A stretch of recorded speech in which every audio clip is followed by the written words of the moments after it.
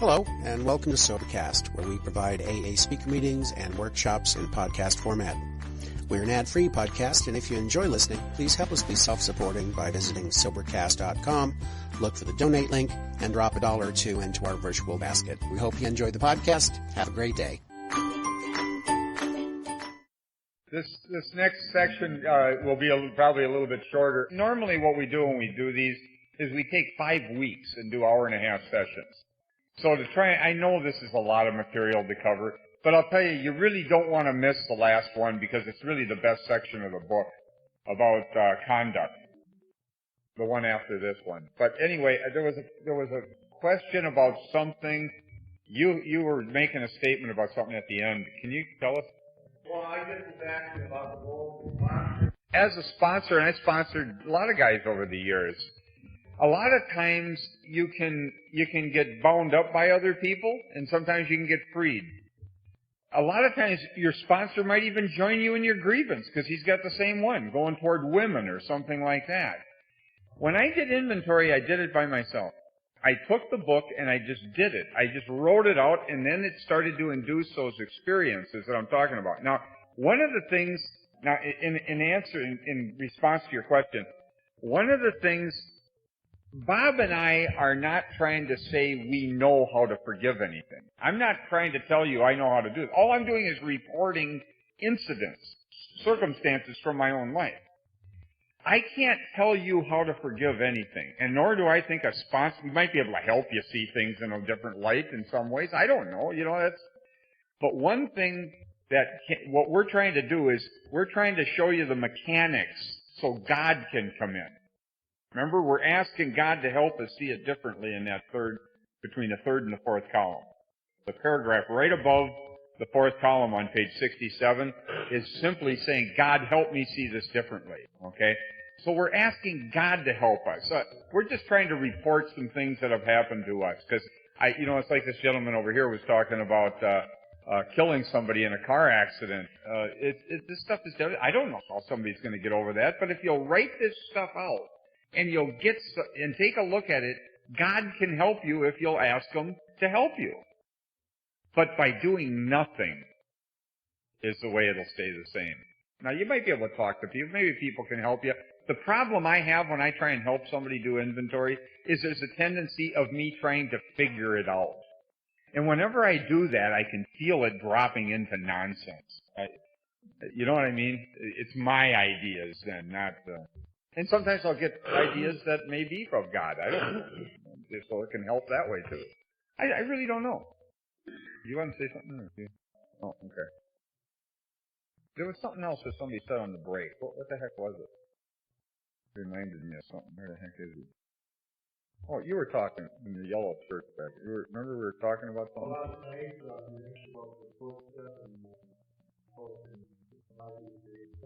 Oh, he's talking about the 8th step. Yeah, you see, in the fourth column on page 67, at the very end of it, it says, when we saw our faults, we listed them. We placed them before us in black and white. We admitted our wrongs honestly and were willing to set these matters straight. Okay? We're admitting our wrongs in the people that we were resentful at. You'll have a transformative experience at some point, and you'll find out that the very people that you thought had hurt you are the people you owe amends to. Now, that isn't obvious until you've had the experience. It looks just the opposite. You want them to make amends to you. But that's what happened with my dad, okay? I saw that I was wrong. I saw that my story wasn't accurate. He didn't ruin my life. I ruined my life. That's the kind of thing I started to see through the experience. I didn't figure anything out. I just saw I was wrong about him. I just was wrong. My story wasn't accurate. See? And I saw that through looking at a resentment toward Pam. So part of your 8th step will come out of this, your 8-step list, the people that you're going to try and become willing. I was very willing once I did inventory. I saw very clearly it was easy to make that amend to my dad because I felt so bad about the way I'd been treating him, the gossiping and all the crap, slandering him. For years I did that based on a story that wasn't even accurate. So I wrote him that letter. So your 8-step list there'll be more to it than just the people that you're resentful at. There are many people that I caused problems for that I wasn't resentful at. that I stole from or did something to, you know. Sometimes you'll build a case against those people to justify why you stole from them. You always got to make it reasonable to the mind. It wants to love, and to get it to hate, you have to make a story up. But, you know, one of the things, I just want to do something kind of quick here, if you don't mind. I've got a letter. I remember I told you I wrote my dad a letter. Now, I get this back from him. I didn't expect this. But this is a wonderful letter. It's just an incredible experience. This is dated February 25th, 1988. I sobered up September 4th, 1987. All of this happened within 6 months of sobriety. Okay? So it can happen real early. Now this is a man, I want to tell you he was 20 years sober when he wrote this letter to me. I was about 3 months sober when I wrote the letter to him, or 4 months sober. I get this back. Never talked of his alcoholism. Swept it under the rug like nothing happened. That's a major mistake. And in the amends steps, okay, you'll see that. They talk about a guy coming out of the cyclone cellar to find his home ruined. You know, the storm came through. To his wife, he remarked, "Don't see anything the matter here, Ma. Ain't it grand the wind stopped blowing?" That's offensive. You know how offensive it is. It's like somebody coming up to you, they steal something from you, you know and they know that they took it from you, and the next time you see them, they act like nothing happened. Are you offended by that? Well, it's the same thing with your alcoholism. To sweep it under the rug is it's extremely offensive to people who grew up around you, or your children and that sort of thing. It's very important, and they say this around the 9th step, to sit down with the family and frankly analyze the past, being very careful not to criticize them. That's the way it's said. There's an action that you do. And that big book, if you follow it, you'll have the experience. Well, my dad didn't do any of that. Okay? He just didn't. He swept it under the rug. He stayed sober. He changed his life. That's great. But he never talked of any of it. And my brother Bill, who died drunk, angry at my dad from his childhood, I talked to him a week, was livid with my dad. He'd been in lots of therapy, and he was right. And it was killing him. And he ended up smashing his motorcycle through a brick wall drunk. So, I know that rage will kill you. It'll destroy you. Well, this is what I get back after I wrote that letter to my dad, thanking him for staying sober from the time I was 11. Hoping I could walk in his shoes in recovery. I would pay him any money that I owed him. I would do whatever I had to do to clean up my mess with him, and I was sincere. I get this back. He says, "Dear Rick, I got your very welcome letter today. Believe me, it was a very wonderful expression of your feelings and your desire and courage to change your life around. I know how difficult it is to turn 180 degrees, but I know you can do it. You are going about it in the right way. I am very proud of you."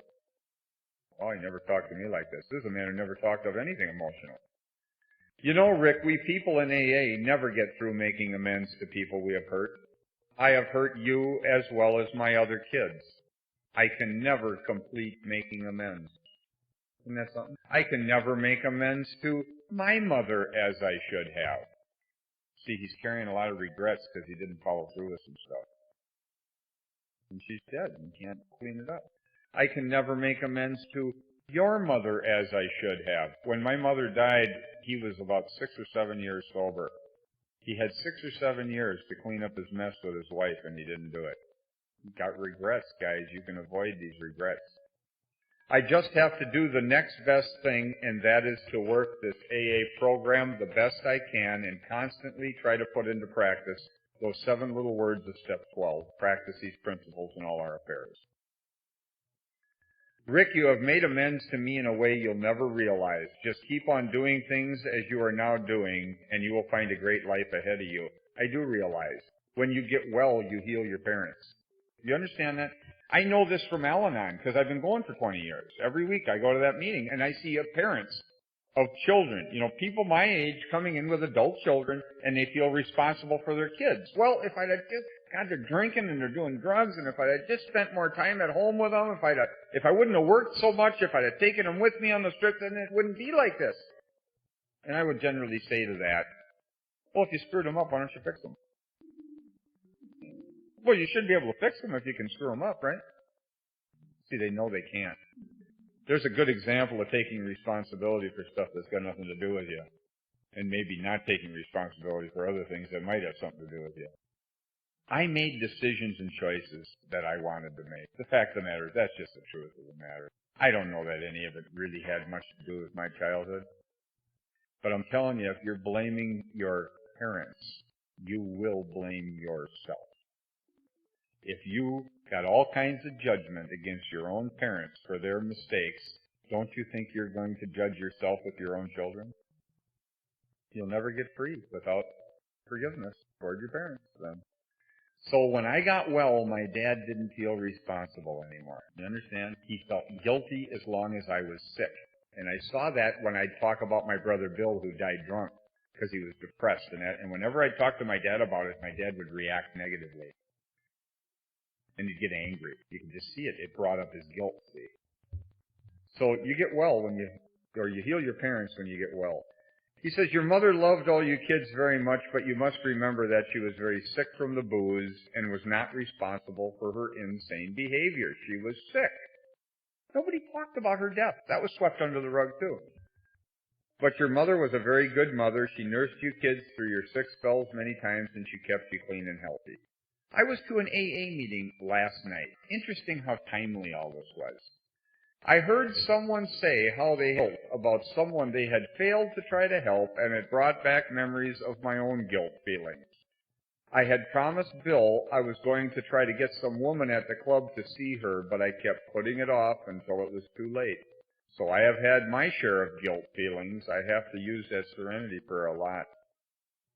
That's that. I didn't know about any of this till he wrote this. Rick, we are all responsible for our own behavior, but sometimes we are so sick we can't control ourselves and we become overwhelmed. But thanks to AA, we have tools to work with and people who support us. I want to thank you for your wonderful letter. You owe me nothing. I am very happy to hear how well you are doing. Your mother would be very happy for you. This is making amends too.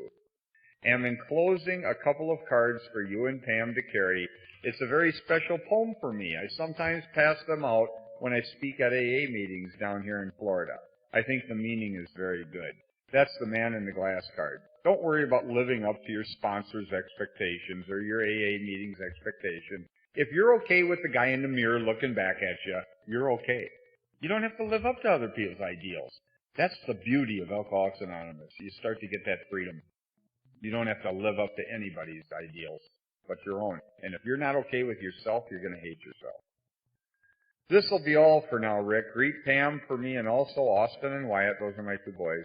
Love to all of you and keep the faith today. That's something. I didn't expect this. I didn't write that first letter to get this. You know, my brother Bill died drunk. 9 years older than I am. Talked to him a week before he died. So angry at his childhood, and I wanted to share some of this stuff with him, and he couldn't hear it. He wouldn't hear it. He wasn't interested. He was too busy being angry and judging my dad for being a crappy parent. Yet my brother Bill destroyed his own family through his own alcoholism. And I'll bet anything he never cleaned up his mess with his own kids. But he was very judgmental toward my dad. And he died drunk, angry. He wanted this letter in the worst way from my dad, and he never got it. The difference between Bill being dead and me being alive is that I wrote the first letter. I took inventory, and I got honest, and God helped me see it different. I didn't believe in God at the time. And literally, I had an experience where I saw things differently, and I wrote that first letter. I didn't write it to get this. I wrote it to clean up my mess because I felt so poorly about the way I'd been treating him for 25 years based on a story that wasn't even accurate. I'd been lying to myself and heaping all my mistakes on that man, and he's a good man. And I had a chance to spend. He just died. He died on the 23rd of December. Just died. He was 96 years old. He would have been 97 yesterday. And I had the last 10 years, he was moved back to Minnesota, and I was taking him over to the mission with me every week, and we were putting on an AA meeting, and we spent a lot of time together. And he told me stories about what happened in his childhood, and we'd drive by someplace, and he'd tell me, oh, I used to live there, and he'd say that about About every month or two he'd tell me the same story, but it was all right. I didn't mind that. Yeah, that's old people are a pain in the ass. But I loved him, you see, and he loved me, and I knew that. And we didn't have any unfinished business, guys.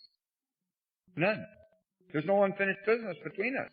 So when he died, I didn't have all this grief and all this heartache. My brother Bob, who's 10 years older than I am, who's a doctor, got a PhD, very bright man, directed the Red Cross blood bank in the 7-state area, very successful, bright guy. I was talking to him at Christmas, and he's all bound up. He's working at the university now. He retired from the Red Cross. He went right to the top at the university. He went over there to work part-time to teach the doctors, and you know what happened? He's directing the damn medical program at the university now. He's working part-time. And he's miserable. I saw him at Christmas, and he's hurting. He's angry at his dad, and his dad just died, and he can't do anything about it, see? Isn't that sad? He's 10 years older than I am, and he's bound, and I'm free. He's got everything. I got nothing compared to him. He's miserable, and I'm happy. Wow. I'll take my life any day before his. Any day. I cleaned up my own mess. I got honest, and it changed. Thank God I had that time with my dad. I feel so grateful to AA for that. Many people miss it because what? They won't examine themselves. They won't get honest with themselves. This is really a mistake to not do this. Yet we got all kinds of people who stay sober on fellowship alone in AA. And then maybe we did some treatment center 4th step that had nothing to do with what we're talking about now. And then you go around, you teach that to some new guy. And then they leave AA because they're not having a transformative experience. And we say things like, well, he just wasn't ready, and to heck with him, and he's not ready. Let him drink some more. Hey, maybe we got some responsibility in this to help him. Not just talk to him about problems, but sit down and go through inventory. Well, the book says carry this message, not carry some other message. It says carry this message. See, we're doing this in these workshops. The reason this started, really, is Bob had an experience. Tell him your story about the Guthrie Theater. Oh, well, it's folklore. I had occasion, I said I was a musician all my life, and I had occasion to write some music for a play at the Guthrie Theater some years ago. And so the rehearsals are done, and we're getting the play on stage, and I'm up in the control room with the director and watching the play. And he said, I have to go and do a show in Connecticut, but I'll be back in about 6 weeks. And I said, well, the show is on stage. Why are you coming back? Your job is done here, isn't it? And he said, oh, no. He said, I have to come back periodically to take out the improvements. The actors are improving their parts, changing the lines, changing the positioning a little bit, changing the timing a little bit, and pretty soon the play doesn't look quite the same as it's supposed to look. Pretty soon it looks like my play, The Stars, is my show. And so the director said, I have to come back from time to time and take out the improvements. This is what we're trying to do. We're trying to take out the improvements from Alcoholics Anonymous that have cropped up along the way, like my part. Yeah, there's lots of improvements that were made to this process. And I'm telling you, it's a major mistake to not stay with the Alcoholics Anonymous book with all this. Because there was no 4th step before AA. It didn't exist. There is no other form of 4th step. This is what the 4th step is. This came from the Oxford groups, which our founders were members of. And the Oxford group had 6 tenets. And they took the 6 tenets of the Oxford groups and they divided it up and they made the 12 steps of Alcoholics Anonymous. So this is where the 12 steps came from. This is the 12 steps. Period. End of story. There are no other 12 steps. These are the 12 steps. So other fellowships have grabbed onto these and other groups have grabbed onto these and made some changes and we'll fix this and we'll adjust that. And so we have a lot of folklore and we're just trying to take out some of the improvements. So this is important. So maybe we can get on to the fears. Well, at the bottom of page 67. Because there's another form of inventory here that's going to emerge on fears. Because there were some sheets that were done that came out of some big book seminars that inventoried the fears just like the resentments. and it's not accurate to the book. We'll show you what's in the book. They'll say that this is a template and all the inventories are done on this same template, and that's not the case. That's just not accurate with what the book says. We'll show you. We'll show you in the book, because I don't expect you to just believe it because we say it. We could be full of crap, and frequently have been. So we'll read it out of the book and see what the book says. Okay? If we're distorting this, tell us. I'd like to hear it, because I'm not against changing if I'm doing something stupid. I want to know. This is last paragraph on page 67. Notice that the word fear is bracketed alongside the difficulties with Mr. Brown, Mrs. Jones, the employer, and the wife. That's on page 65 in the third column. You see where fear is bracketed? That's what they're talking about. Okay? The anger comes from fear. This short word somehow touches about every aspect of our lives. It was an evil and corroding thread. The fabric of our existence was shot through with it. It set in motion trains of circumstances which brought us misfortune we felt we didn't deserve. But did not we ourselves set the ball rolling? Sometimes we think fear ought to be classed with stealing. It seems to cause more trouble. Okay, so here, look at what this says. Fear, I did not understand at all when I got sober. I knew I was angry. I had no awareness of fear. I was feeling fear and experiencing it. I just didn't even recognize it for what it was. It always came out as anger from me, see? So, and they understand that, and that's why they get us to inventory the anger first, because then you start to become aware of that you're actually fearful. So now we're going to have another experience with inventory only based in fear. But here's what they say. It says, fear was an evil and corroding thread, right? The fabric of our existence was shot through with it. Now here, this sentence used to bother me. It, meaning fear, set in motion trains of circumstances which brought us misfortune we felt we didn't deserve. I'll give you an example. Pam and I were together for 11 years. She was a good-looking woman. We'd be out to the bars. Men were always on her. And it was just a pain for me because I was insecure, and I got a stormy relationship with her, and now some other guy's talking to her, getting along with her. And I remember this one guy, he was a good-looking guy, big guy, and they're getting along, and I'm threatened. I feel the fear, see? So then you try and do something. You go into action out of your fears. The guy goes to the restroom, so I start slamming him to her. What a jerk he is. Look at this, look at that. And I make a complete fool of myself doing this, see? But I don't know that. I think I'm accomplishing something here. Oh, I am, but it's not what I want. This puts a stake between me and her. It makes it even worse. So as time went on, I wouldn't even bring her out to places like that. I would just avoid those situations. I'd go out there, but I wouldn't bring her with because I didn't want to have to deal with that. I'm jealous. I'm insecure. Well, when you try and control somebody like this, what happens? They pull away from you. What I wanted to bring us closer together literally started to divide us, okay? And as time went on, I literally pushed her right away from me. My fear set in motion trains of circumstances which brought me misfortune I felt I didn't deserve. You see that now? But did not we ourselves set the ball rolling? My fear brought about the very thing I didn't want to have happen. Out of my controllingness and my aggressiveness around it. And that's, the more you look at your fears, the more you'll see that if this stuff is running your life, it's going to be a nightmare. So they're going to give us an inventory now on how to inventory fear. We reviewed our fears thoroughly. We put them on paper even though we had no resentment in connection with them. Okay, you see what they're saying now? We're going to look at our fears thoroughly. Now, generally, I've heard people talk from the podium like this. It just drives me crazy. Well, I'm afraid of spiders. I'm afraid of this. No. We're not talking about that. We're talking about where am I afraid of losing what I got? Where am I afraid of not getting what I want? Bring the fear back home. The fear is in me.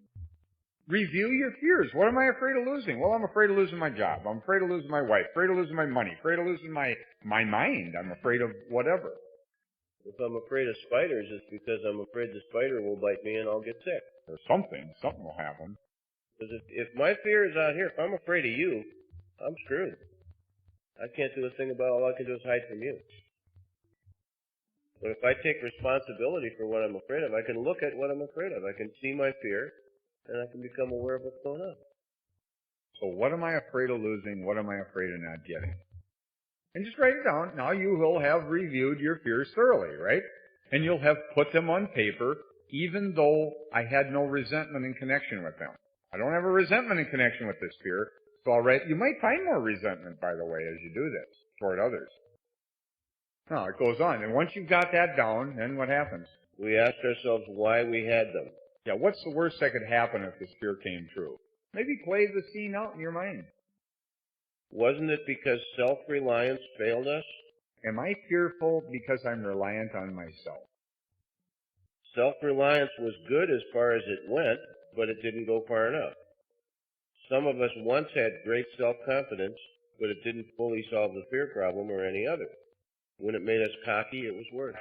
You know, we generally think that the ego manifests itself as the guy thinks he's better than other people. Oh, he thinks he's better. He's acting grandiose. No, it's not like that at all. He thinks he's less than, and what you're seeing is his overcompensation for his insecurity. That's why he's acting that way. It's not because he thinks he's better, he thinks he's less than, and they look silly when they overcompensate. A guy in our meeting, I'll give you an example. He's a narrow guy, about 5'8", not real big, but he's lifting weights, and he's built well. Well, he used to walk in, he kind of walk around pumped up, you know how people do this. They put on airs. He'd walk in the room, and when he'd walk in the room, he'd turn sideways to walk through the door. Well, he didn't need to turn sideways. He's only narrow. I mean, it's not like he was wider than the door. But he's doing that in his mind, So he thinks he's like a wiener dog. He thinks he's big, Well, you look at a guy, he thinks he's better. No, that's insecurity. Guys who carry guns aren't tough. They're afraid. Don't you understand that? You carry a gun because you need to have such an edge over everybody else to feel okay. That's not security or toughness. That's fear that does that. See? That's the problem with this. So we're going to look at our fears. This sentence too, when I was a kid, I used to watch a lot of Westerns. And it says, some of us once had great self-confidence, but it didn't fully solve the fear problem or any other. And when it makes you cocky, it's worse. This is analogous in my mind to the movies when I was a child. The Westerns. The guy's drinking at the bar. Now he's the fastest draw in that town. And he's cocky and he's a jerk and everybody's reacting to him and he thinks they respect him, but they really are just afraid of him. They're afraid he's going to blow their rear off or something, And he probably is because he's killing people, see? He's a maniac. He's a maniac. So he's drinking at the bar and he thinks, and he's the big man. But then he hears the story. Ringo is coming. Ringo's always coming. It's just the way it is in those movies. Ringo has to come. It's just the way it was. So he hears the story. He's in the other town. I don't know if I can beat him. I've heard stories. He's got great self-confidence, but it didn't fully solve the fear problem or any other. And when it makes you cocky, it's worse because people react to the cockiness. And Ringo shows up, and sure as heck, he blows his rear off or something, It's the way the movies always were, but it's a great illustration of let's say you're a woman and you've been cheated by auto mechanics. Well, I've known women who do this. Oh, yeah. I'll go to school, I'll learn all I can about auto mechanics, so I won't get cheated anymore. That's called self-reliance. And you know what? You can't. You're never going to be smart enough. It's like looking at the world through a straw. You see a little point out on the wall over there. There's a big world going on around you. You can't see the big picture. You don't know what's going to happen later today or next week or next month. So you try and determine how to handle things based on what you can see. And you're inadequate.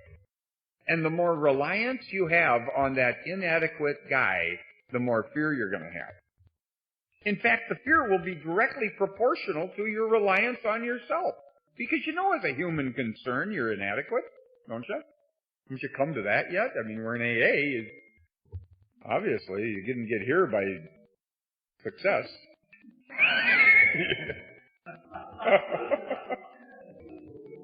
Just lucky, I guess. Yeah.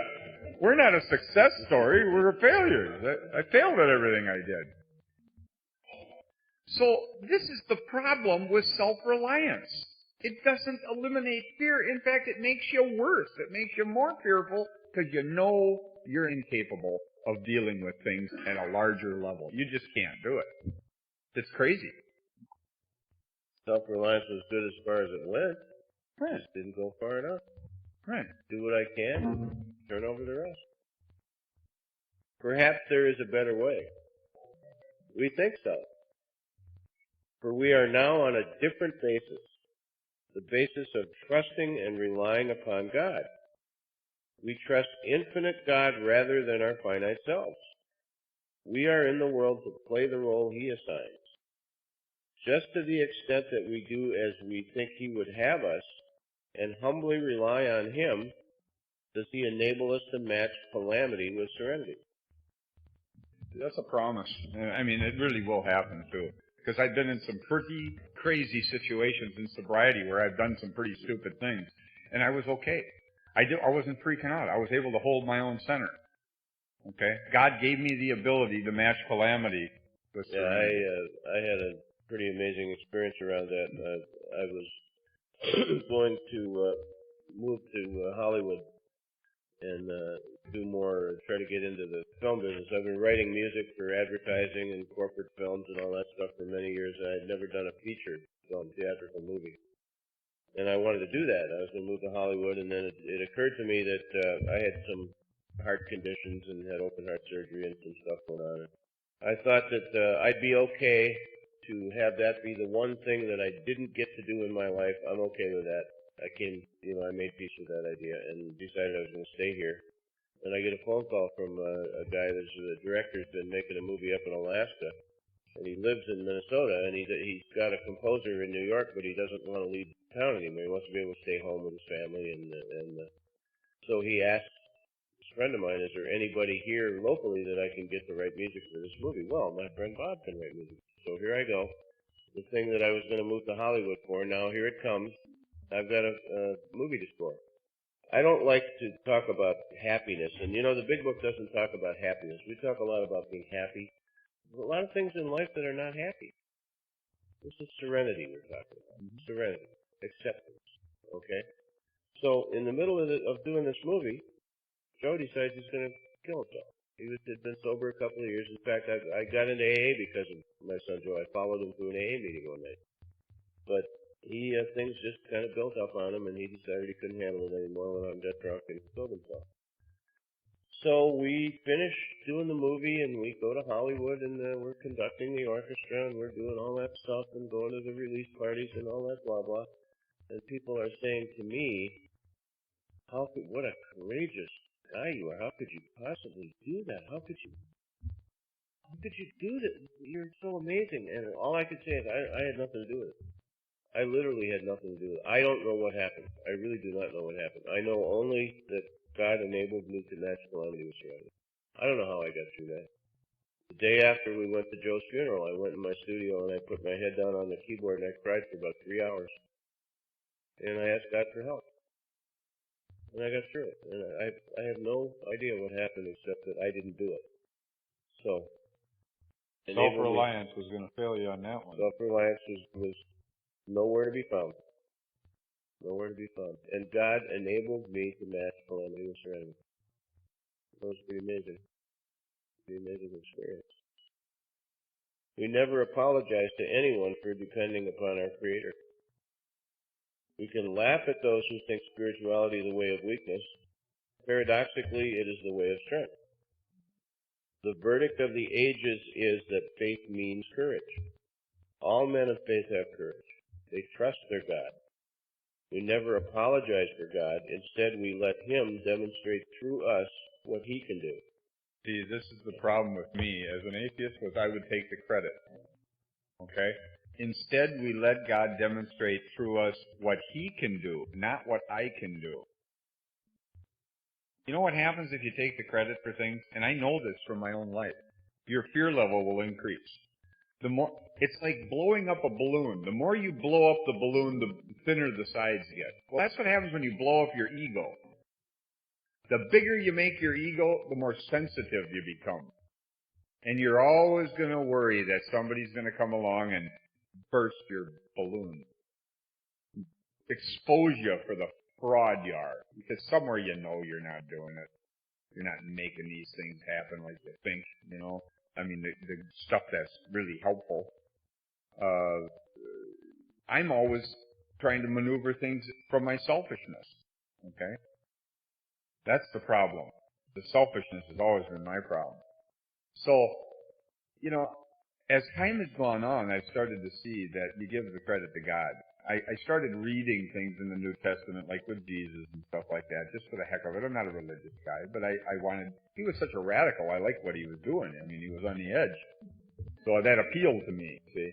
And he never took the credit. That was the thing. He always gave the credit to God, not me. When good things happened, I took the credit. When bad things happened, I gave it to everybody else. And that's a tough spot. So here's this idea. Instead, we let God demonstrate through us what He can do, not what I can do. What would happen if I wanted to take the credit for that, if I wanted to take the responsibility for that? My dad had a bunch of handguns, and I inherited them when Dad passed away, and I got rid of almost all of them. There was one handgun. For some reason, I wanted to keep this stupid gun, and I had it in my dresser in the bedroom. And Joe stole this gun out of my dresser. I didn't know he had taken it. And he used that gun to shoot himself with. And if I took the credit for that, I would be, and it took me some time to get past it. I'd be the worst dad in the history of the world, wouldn't I?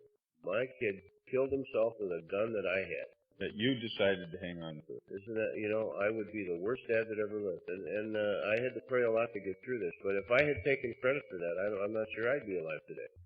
But I had to realize that's not something I'm responsible for. It's kind of an Al-Anon concept there, I guess, isn't it?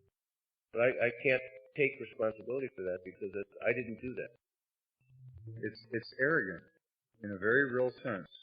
We're often taking responsibility for things that have nothing to do with us, and then not taking responsibility for things that have everything to do with me. It's amazing how you want to hurt yourself that way. I've seen this in myself. And this is not about bad me, good me, anything else. This is just simply an awareness of what it was. I'm just looking at what it was. I'm looking at what the situation was.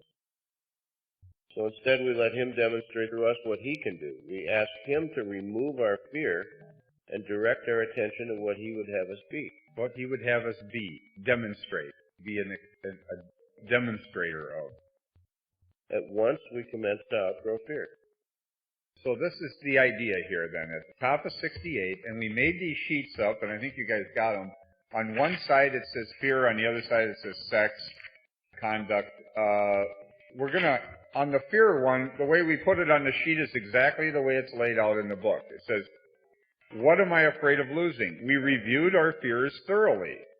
We put them on paper even though we had no resentment in connection with them. So the way you review your fears is, what am I afraid of losing? What am I afraid of not getting? That's your fear. That's putting them on paper. Then ask yourself why we have the fear. What's the worst that could happen? Maybe you want to play the thing out in your mind. All the different scenarios that could possibly come of it. What's the worst that could happen? Wasn't it because self-reliance failed us? Do I have this fear because I'm reliant on myself? Yeah. And once you start to see this, you'll start to realize what's going on. That your fear, but it helps to have the experience. I think this fear inventory is primarily just to get some awareness of what's going on so you can stop blaming other people for why you're afraid. Take responsibility for your own fears. You can't do something about other people. What you're aware of, you have a chance of controlling. What you're not aware of is going to control you. That's the problem, see? And if I'm unaware, it's still affecting me, regardless of whether I look or not. So to look will be the way you'll get out of it. At least then you can make better choices. Ask God to help you. Even if you don't believe in God, just do it. See if you don't get results. You don't have to believe in God. He believes in you. He helped me long. I made that commitment early on. That commitment, I'll do anything, carried me when I didn't believe. As time went on, I came to believe through experiences, see? That's really the way it happens. So now you've got it down. Just write it down. You get some awareness of what's been going on inside of you. This is what we're trying to do. Is there any questions about this? This is pretty simple. It seems almost too simple, doesn't it? This is how basic the inventory has been. We make it real complicated. It is too simple. It's so simple I don't want to do it because it's too simple. Yeah. This couldn't possibly have any effect. Well, you're right. If you won't do it, couldn't possibly have any effect. But if you'll write this stuff, and then the best reason would be when you go to sponsor somebody or help somebody else, then you can take them through this process. Not to fix them, but to show them the mechanics of how to write inventory. That's all we're doing. We don't have answers. We're just showing the mechanics of it. Read the book. Take it out of the book. This worked for the first 100 people. We read that at the beginning of this thing. That's really the sponsorship idea, isn't it? That we want to show you what we did. The founders are writing the book to show us what they did. When I sponsor somebody, I want to, well, here's what I did. You take a shot at this. Give this a try. Here's what I did, and here's the result I got. Give it a try. See if you have the same result I did. What's happened to our fellowship, and I think it's sad, and I did this too. You know, there's a tendency to get real smart. You read a little of the book, then you get real smart. And then you start telling everybody instead of sharing what you did. You following me? And I'm telling you, drunks can't stand to be told anything. As soon as you start telling somebody, they go, oh, geez, that's the... Man, I know this because I do a meeting at the mission in St. Paul, and these guys are heavyweights. And they'll get right in your face, you know, and you're going in there alone, and you got a room full of people who think opposite of the way you do, see? And I learned real early on through just experience that you have to put this stuff out there in a way that's acceptable, okay?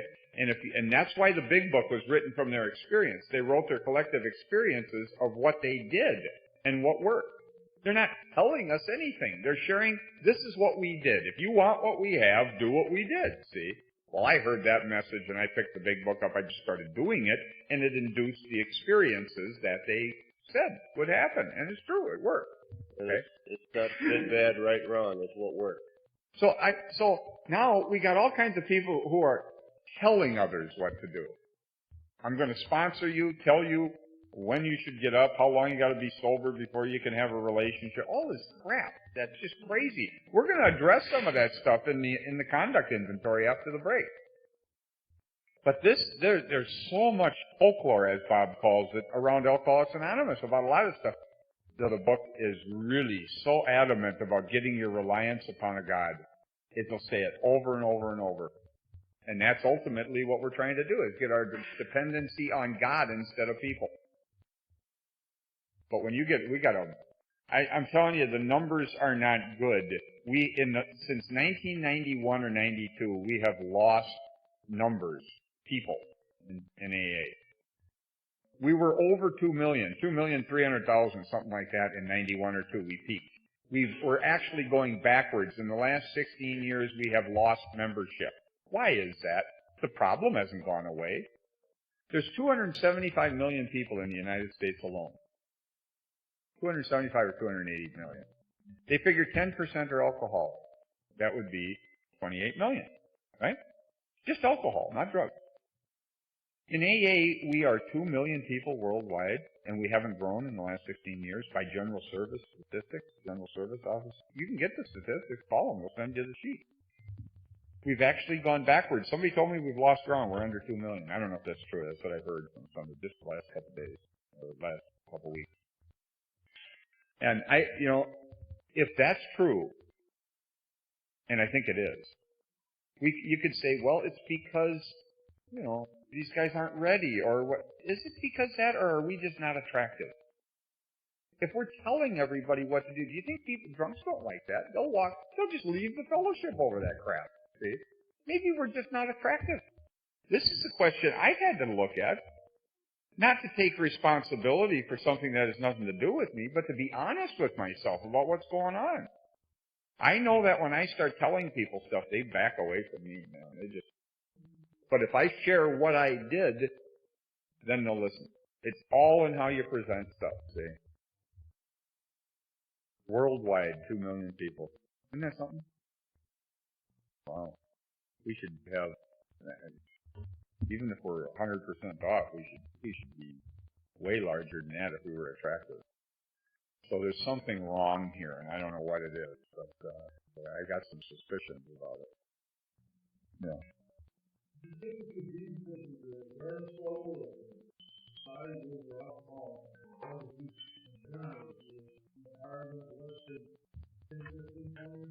Well, alcoholism is really rampant all over the world. I mean, this thing is not smaller. I don't know. I know that at 2218, they're constantly trying to raise money in different ways, and they try and do it through dances and things like that. I'll tell you what's been effective. Sit down with guys and help them do inventory, and they'll give their money out of gratitude. But you're not going to force them to give their money if you haven't helped them. But if you've helped them, and they've had a significant transformative experience, they will want to give to your cause. But if you don't have that experience and we're not teaching transformation of mind, then people just leave. And then we say, oh, they weren't ready, or, we want to put it on everybody else. Well, what are we doing with it? I'm sure we've all been to the kind of meetings that you leave the meeting and you say, well, I'm not going back there anymore. I hate to have that attitude, but we've all had that kind of experience where those guys don't have anything I want. We're not attractive because the whole purpose of this is a way out. There's a solution to this terrible problem that I have, this terrible disease that I have. There's a way out. And if I can help you find a way out for yourself, boy, what's more attractive than that? I just can't stand to live this way anymore. Okay, you don't have to live this way anymore. Here's what a bunch of other people did, and they don't have to live that way anymore. That's attractive. But it's got to be a transformative experience, man. Guys coming in today just don't have time to sit around in the meetings and just get it through a 20-year period. They're too radically crazy, and they need something to shift them. I got hooked up with old-timers at 2218. I loved the old-timers. They held my hand. They walked me through a lot of stuff, but they did not teach me this inventory. I learned this inventory through doing it through the book. And then I figured out what happened to me by teaching it to other people. The more I tried to help other guys learn this, the more I learned it myself. And I got free. This is what's happened to Bob. Yeah, I came into this. I went to a workshop that Rick was doing with somebody else. And I went to a couple of those, and I thought about stuff, I was kind of playing with it, not really doing much, but playing around with it. And then Rick asked me if I'd sit in and do a work. The other guy couldn't do one, and asked me if I would sit. Why he came to me, I don't know, but I guess God had something to do with it. And I thought, if I'm going to do a workshop, I'm going to be sitting up there telling people to write inventory. I should probably write some inventory. Maybe I should see what this is before I advocate it to others. And I wrote some inventory. I wrote some inventory about my son Joe and my son Richard, and the relationship that the younger one had always been resentful of me because he felt I was holding up the older one as a role model that he had to live up to. And, of course, I would never do anything like that. And so I was kind of angry at him. And I wrote about it. I sat down and I wrote about it. It was like wham. Transformative experience was instant. I was sitting in the office up at 2218 with my legal pad. Instant experience. I just saw that my whole story was just a bunch of BS. And I was subjecting Richard to all this stuff that I had not intended to do, didn't realize I was doing. And the next thing I had to do was I had to make an amend to Richard. I had to say, you're right. I was doing that. And I'm sorry because I don't mean to do that, and it's not true, and there's no justification in that at all. I don't even know why I'm doing it. There's a tendency to justify poor behavior by somebody else's poor behavior. Because somebody else is acting like an idiot doesn't justify me acting like an idiot. And you can hang your hat on stuff like that too. I've had to learn to be honest. There's a pamphlet called The Member's Eye View of Alcoholics Anonymous. And it says in here, and this is not written by Bill, this is written by somebody else. It's probably the finest pamphlet, I think, of any of them. He says in here, there must come a day, it seems to me, when every alcoholic, in or out of AA, finally sits down in the presence of his enemies. That's what you do when you write an inventory, isn't it, on the resentments? You sit down in the presence of your grievances, your anger toward others. When he does, he will be amazed to discover that he is attending a meeting of one himself. You see this? You see it? This man had this experience. The day the alcoholic in AA realizes that his enemy is within, that the tigers are largely creatures of his own design and lurk in his own unconscious, that is the day when for him AA becomes what I believe its founders meant it to be, a flight into reality. That sounds like a Twilight Zone, doesn't it? You mean I'm not living in reality? No, I tell you, it's much better. My reality is much more gentle. You know, people say to me once in a while, how's the world treating you? Exactly the way I'm treating it. You're going to receive what you're giving. What you sow, you reap. It's just the way it is, see? And if you're attacking people and you're judgmental and this, you're going to receive. I'm telling you, you're getting exactly what you're giving. I didn't see that until after I'd been sober a little bit, but I could see that I took and took and took until it was all gone. But every culture has seen this in one way or another. Karma, what goes around comes around. Forgive us our trespasses as we forgive those who trespass against us. Everybody has seen this idea. Can't get it till you give it. Can't get it till you give it. So why don't we take a break here? We'll finish this up in the conduct inventory is really a great section. And just write a little bit. See what happens. It's about sex. You don't want to miss it. We got videos. We got.